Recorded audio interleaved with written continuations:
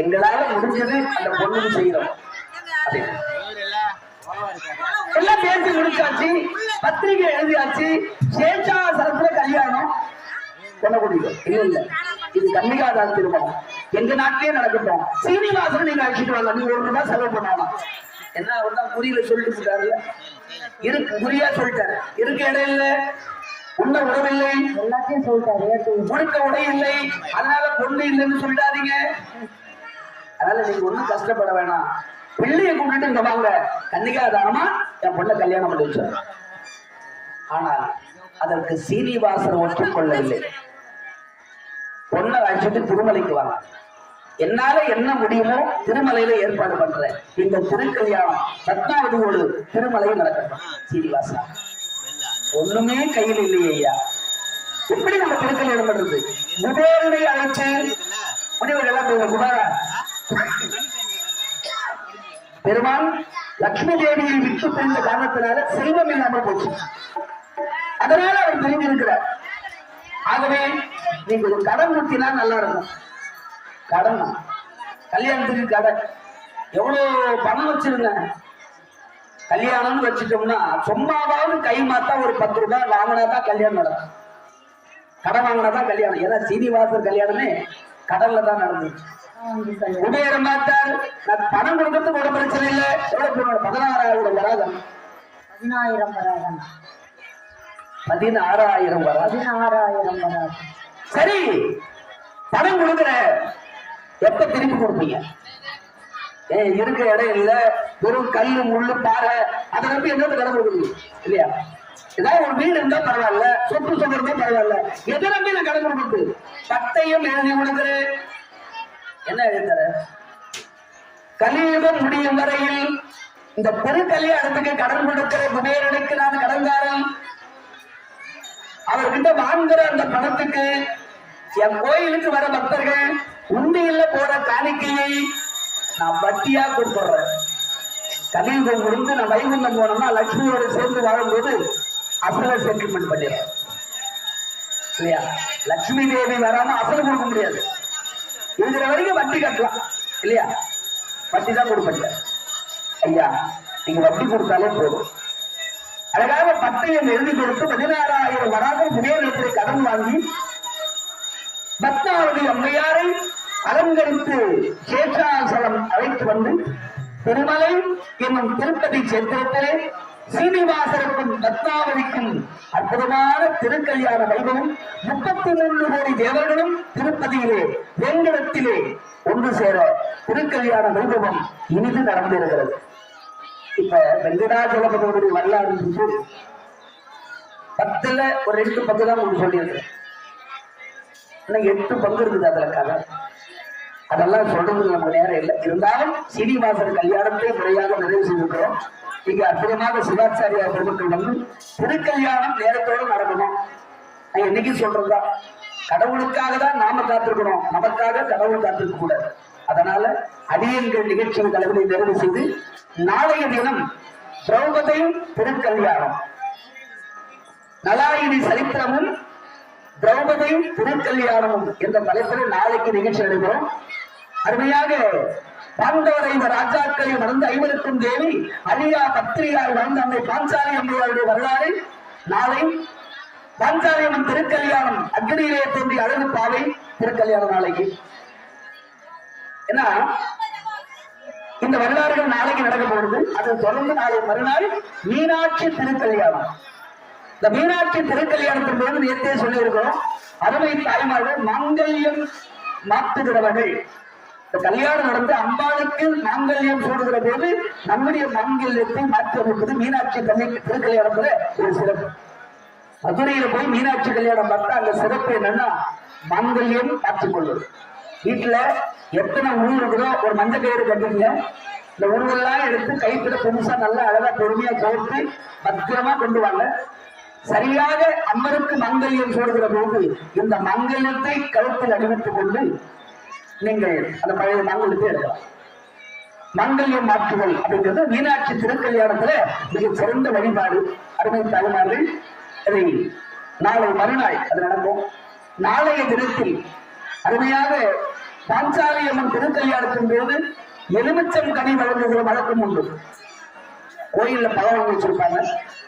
நீங்க எல்லாம் முழுமையா கதை கேட்டு முடிச்ச உடனே வந்திருக்கிற எல்லாருக்கும் கோவில்ல அழகாக விபூதி குங்குமத்தோட பிரசாதத்தோட வேப்பிலையோட ஒரு எலுமிச்சை பழம் கொடுப்பாங்க.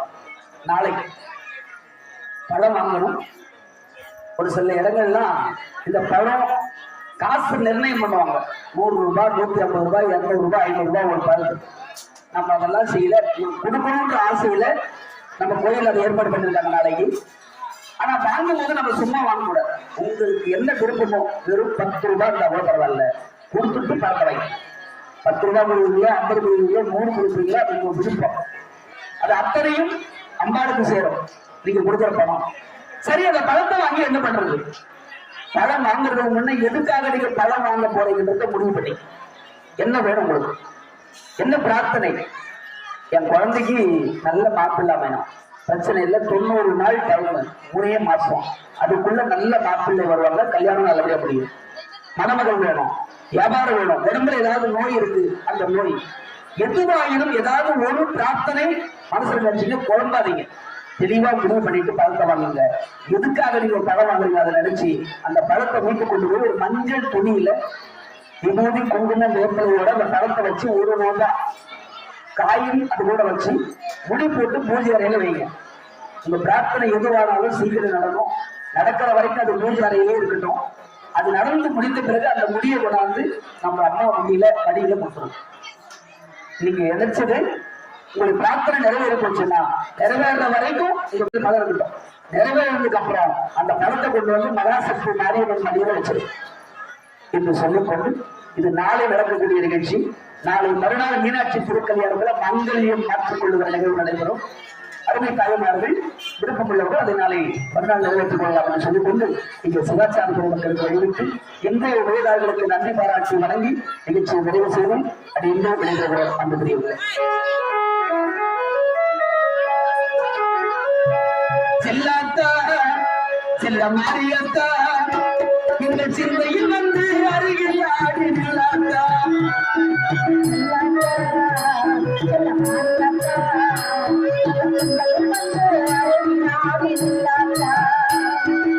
அண்ணாத்தா ஒன்னே காணாத்தா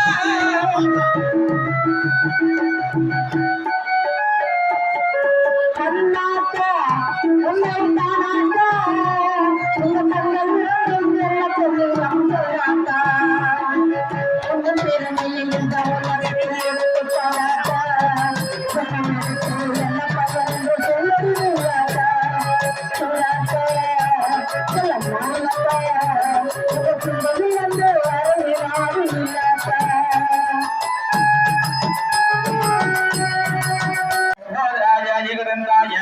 विघ्नविनाशने नमस्ताय श्रीवरदमूर्तये नमो नमः। वन्दे मङ्गलात्मानं भास्वन्दं वेदविग्रहं याज्ञवल्क्यमुनिश्चेष्टं निष्ठं दरिद्रप्रभं जलेन्द्रं जगद्गुरुं सदाख्यानपरायणम् आनन्दनिलयं वन्दे योगानन्दपणीश्वरं गुरुब्रह्मा गुरुविष्णु गुरुदेवो महेश्वरः गुरुसाक्षात् परब्रह्मा तस्मै श्रीगुरवे नमः। अस्ति योगीश्वरयाज्ञवल्क्यस्वामी परिपूर्ण कृपाकराक्षेण सिद्धिरस्तु गुरुदेवताभ्यो नमः। गुरुभूजा महागणपतये नमः। नानाविधपुष्प पूजां समर्पयामि। श्रीर्मे भवतु आलक्ष्मीर्मे नश्यतो। प्रार्थने नमो नमस्कारां समर्पयामि। मम अस्य यजमानस्य नमो भागवतये नमो गणपतये नमो प्रतपतये नमस्ते अस्त्रम्भोजाय एकदन्ताय विघ्नविनाशिने नमस्ताय श्रीवरदमूर्तये नमो नमः। परिपूर्ण कृपाकराक्षेण सिद्धिरस्तु इतिरस्तु शान्तिरस्तु आरोग्यवस्तु देवताः परिपूर्ण कृपाकराक्षेण सिद्धिरस्तु। अस्य श्रीदेवताः महाप्रियार स्वामी परिपूर्ण कृपाकराक्षेण सिद्धिरस्तु। आनन्दकाले विघ्नेश्वर स्वामी परिपूर्ण कृपाकराक्षेण सिद्धिरस्तु विद्धिरस्तु शान्तिरस्तु। सरस्वती देवताः परिपूर्ण कृपाकराक्षेण सिद्धिरस्तु।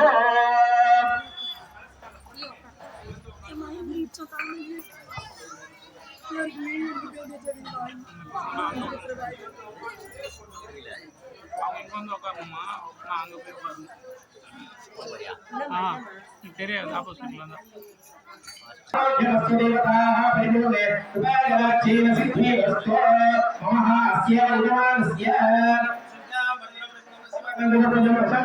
यागे सर्वविघ्नो उपशान्तये देवताः परिपूर्णे उपागराक्षेण सिद्धिरस्तु आत्मकाराविद्ये स्वस्वामी परिपूर्णे उपागराक्षेण सिद्धिरस्तु सत्यज्ञानी स्वामी परिपूर्णे उपागराक्षेण सिद्धिरस्तु महागणपतये नमो नमः नमो व्यापतये नमो गणपतये नमो पतये नमस्ते तुभ्योऽगाय एवंगाय नित्यविनाशने स्वस्ताय श्रीवरदमूर्तये नमो नमः महागणपतये नमः ओम भ्रमसुगाय नमः ओम भ्रमयगन्धाय नमः ओम भ्रमगरुडाय नमः ओम भ्रमगन्धिकाय नमः ओम भ्रमभोजाय नमः ओम भ्रमविकटाय नमः ओम भ्रमविद्यागाय नमः ओम भ्रमन्यायगाय नमः ओम भ्रमसुदेकराय नमः कुमारपुत्राभ्यां नमः पार्वतीपुत्राभ्यां नमः ईशानपुत्राभ्यां नमः महागणपतिदेवताभ्यो नमः अरुणप्रियाय स्वामी देवताभ्यो नमः परिपूर्ण कृपाकराक्षे सिद्धिरस्तु आत्मगाय नित्यविद्ये सुरस्वामिनः परिपूर्ण कृपाकराक्षे सिद्धिरस्तु शान्तिरस्तु आरोग्यरस्तु देव आह महागणपति देव आह परिपूर्ण कृपाकराक्षे सिद्धिरस्तु नित्यरस्तु शान्तिरस्तु आरोग्यरस्तु देव आह महागणपतये नमः अरुणप्रियाय स्वामी देवताः महाप्रियाभ्यां नमः रामकेश्वराभ्यां नमः सीतारामाभ्यां नमः पार्वती परमेश्वराभ्यां नमः महागणपतये नमः सरस्वतीज्ञानदेवताभ्यो नमः नमो गणपतये नमो गणपतये नमो पतये अस्य ब्रह्मोदाय एकदधाय विद्यादेवताय श्रीवल्लभमूर्तये नमो नमः महागणपतये नमः अस्मिन् भूते महागणपति तीर्थगणपति पंचगणपति कृष्णागणपति राधागणपति देवताभ्यो नमः परिभूत देवताभ्यो नमः सरस्वती पुण्याहवासदेवताभ्यो नमः परिभूत कृपाकराक्षे सिद्धिरस्तु इद्धिरस्तु शान्तिरस्तु आरोग्यरस्तु देवताः अस्य यजमानस्य देवताः परिभूत कृपाकराक्षे सिद्धिरस्तु देवताः परिपूर्ण कृपाकराक्षे सिद्धिरस्तु शान्तिरस्तु आरोग्यरस्तु देवताः महागणपतये नमः नमो गणपतये नमो गणपतये नमो पतये अस्य ब्रह्मोदाय एकदन्ताय विद्यादेवताय श्रीवल्लभमूर्तये नमो नमः महागणपतये नमः नानाविद्यादिदेवताय आरोग्यरस्तु देवताः नानाविद्यादिदेवताय पूजां समर्पयामि असमां समर्पयामि श्रीर्मे भक्तो आदस्मीर्मे गच्छतु